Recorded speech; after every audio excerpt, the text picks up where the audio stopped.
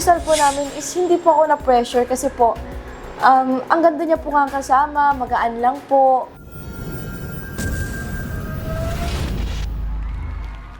Hello, Coach Nation! This is Hannah May. Ang makakaduet ko po this round is si Miss Jessica Villarubin.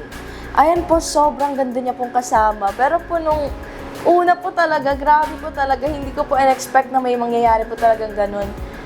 Yung ignoring prank po ba yan?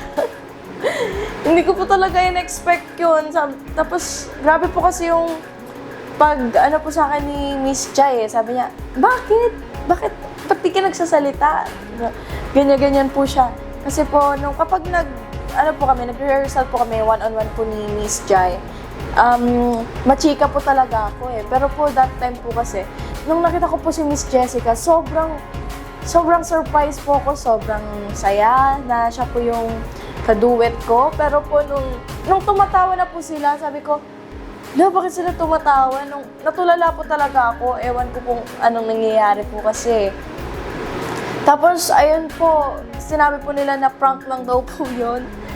Naging emotional po ako kasi po parang si Miss Jessica na ina-idol ko po nung una po kasi na-ignore niya po ako eh. Pero po, nung okay naman na po, nung sinabi na pong prank, nung nakita ko po talaga yung tunay na ugali ni Miss Jessica, sobra pong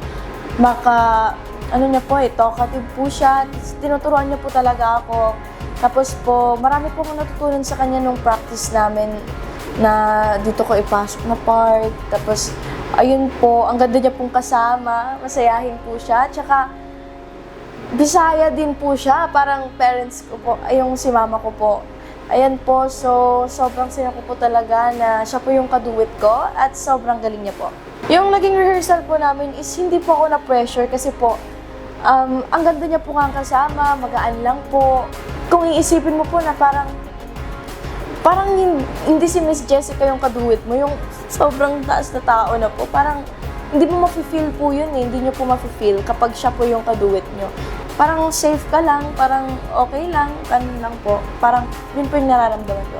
Again, this is Hannah May. Thank you so much, Clash Nation.